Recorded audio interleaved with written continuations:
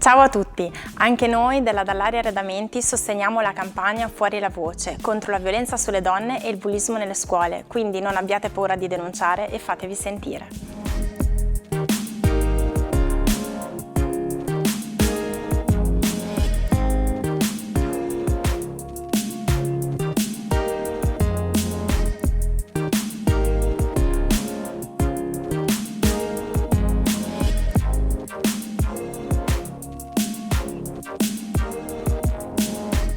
Fuori la voce!